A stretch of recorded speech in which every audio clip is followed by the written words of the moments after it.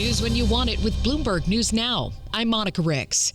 Iran says transit through the Strait of Hormuz will flow again once the conflict with the U.S. and Israel is over. But the sides are no closer to peace or finding a path to achieve it. Till then, the U.S. has imposed a blockade on Iran's oil exports as fuel prices continue soaring. According to AAA, the national average is now $4.51 a gallon. Meantime, President Trump's considering lifting sanctions on Chinese oil companies that buy Iranian crude. This comes as China says it's agreed to lower levies on some products to promote bilateral trade with the U.S., including agriculture, following President Trump's visit to Beijing this week. Here at home, State Representative Julia Letlow and State Treasurer John Fleming will advance to a runoff in Louisiana's Republican Senate primary after capitalizing on President Trump's disdain for incumbent Senator Bill Cassidy, who he called a disloyal disaster. Cassidy was one of the few Republican senators who voted to convict Trump during his second impeachment trial. Luke Broadwater covers the White House for the New York Times, and he talked about the power of Trump's endorsement despite low polling numbers. Obviously, in Louisiana, that's a very red state. It's not going to hurt a candidate to be close to Donald Trump. But when we start talking about some of those swing districts that we're going to see in the midterms, then we'll really see that question put to the test. And if history is any guide, associating yourself very closely with an unpopular president who many Americans view as failing on the key issues, I don't think that's a winning strategy. New York Times reporter Luke Broadwater on Bloomberg this weekend. Thousands rallied for voting rights in Alabama yesterday ahead of another court fight over the state's new congressional map. Are you ready to use your voice?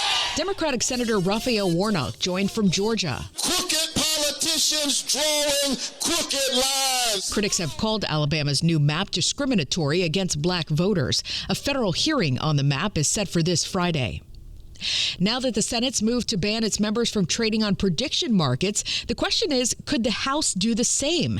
Bloomberg's Nathan Hager says it may not be as easy. The Senate agreed by unanimous consent to ban itself from Polymarket, Kalshi, and other prediction markets. House Speaker Mike Johnson says he'd support a ban as well, but he tells Bloomberg Government he'd rather get consensus on the issue first. Watchdog groups and some lawmakers have raised concerns that members of Congress could win big on inside information on legislation they influence. Kalshi says it already has a congressional ban. Polymarket says it welcomes thoughtful oversight. In Washington, I'm Nathan Hager, Bloomberg Radio. Commuting's expected to be a nightmare tomorrow for about 300,000 people who take the Long Island Railroad to work every day. Coming home is a real hiccup. If I tried to drive home, it would be 3 hours easy. About 3,500 railroad workers are on strike now over pay. But New York Governor Kathy Hochul says MTA is ready to negotiate. The World Health Organization has declared Ebola a public health emergency of international concern after tracking more than 300 cases and more than 80 deaths in Congo and Uganda. But it's held off on advising border closures right now, saying the outbreak doesn't quite meet pandemic criteria. A disaster this weekend for the launch of Audemars Piguet's Swatch collaboration. Swatch was forced to shut down nearly 20 stores in the U.S. yesterday, as well as stores in the U.K., France, and other countries over public safety concerns. People camped out for these colorful pocket watches for days, and the company asked customers not to rush stores, but all bets were off around opening. The watches, by the way, retail for about $400 a pop, but they're going for as much as $6,000 or $7,000 on retail sites like eBay. In case you missed it, Napoleon Solo won the Preakness Stakes at Laurel Park. The horse held 10-1 odds before the race, but came from behind to earn his team a $1.2 million payout. Tonight, the NBA playoffs continue with the Detroit Pistons taking on the Cleveland Cavaliers in Game 7 of the Eastern Conference Finals.